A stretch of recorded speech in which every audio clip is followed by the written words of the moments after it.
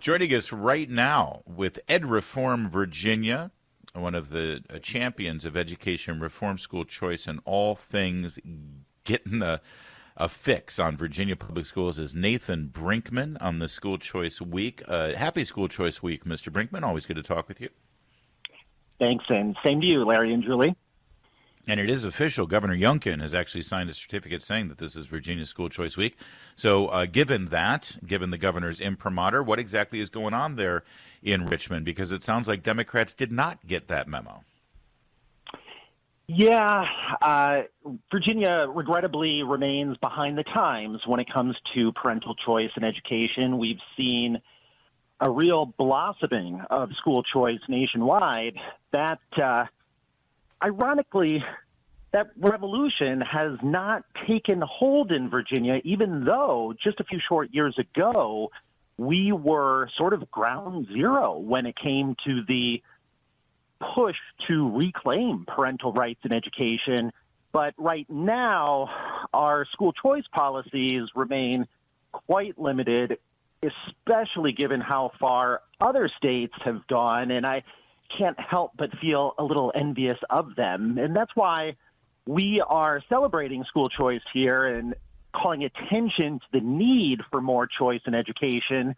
We're going to be gathering on Saturday in the heart of Arlington to hear from WMAL's own Vince Colonnese and other dynamic speakers about the need for greater educational freedom.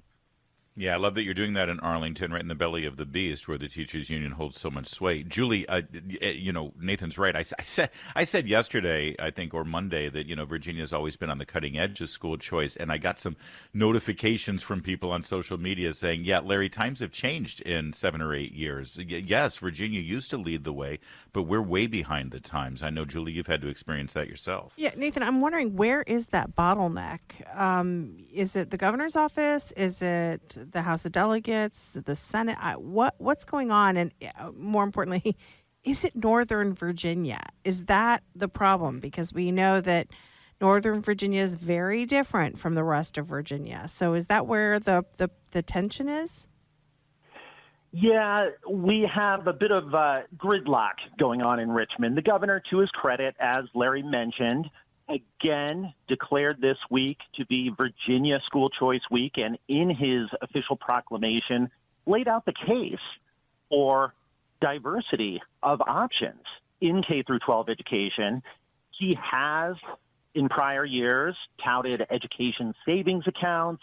Again this year, he called for private school scholarships, but unfortunately, these initiatives have stalled out in the legislature, and until that dynamic changes, the governor's ability to change things are rather limited constitutionally.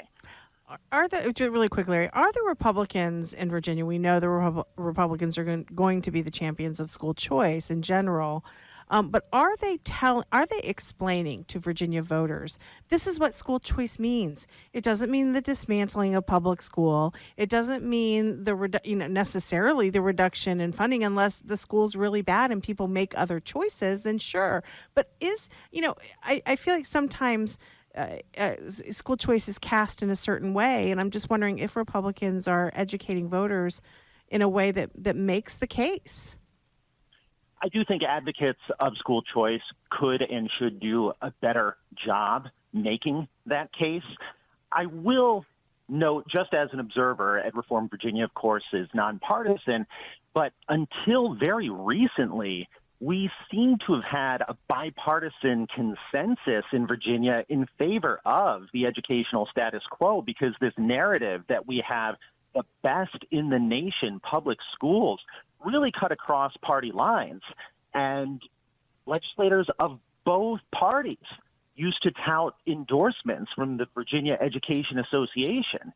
One side of the spectrum, really ever since COVID and since President Trump in his first term of office rightly took up the cause of school choice, those on the right in Virginia are rather newly alienated from their public schools that they used to love. And so now there's an appetite among grassroots conservatives in Virginia for choice. I can tell you that as recently as 2019, I was having conversations with grassroots conservatives in Virginia trying to talk about charter schools or vouchers, and I got a lot of resistance from Republicans in the suburbs of Northern Virginia because they still clung to the belief that they have the best in the nation public schools. And I think people have woken up to the reality that those schools probably never were as good as we convinced ourselves they were, and others have noticed a marked decline in recent years, not just academically, but behaviorally as well, as these public school districts embraced fuzzy progressive theories of education that might sound nice in the ivory tower, but they just don't translate well into classrooms in the real world. By the way, you moronic Republicans in Northern Virginia who think you have the best schools in the nation and you're afraid of school choice, if your schools are so great, then people will choose those schools. That's what school choice is all about. So by being concerned that your schools are going to lose money with school choice, you're betraying the fact and proving that maybe parents will choose to opt out of those schools because they're not as great as you keep convincing yourself that they are. Nathan Brinkman, EdReform Virginia.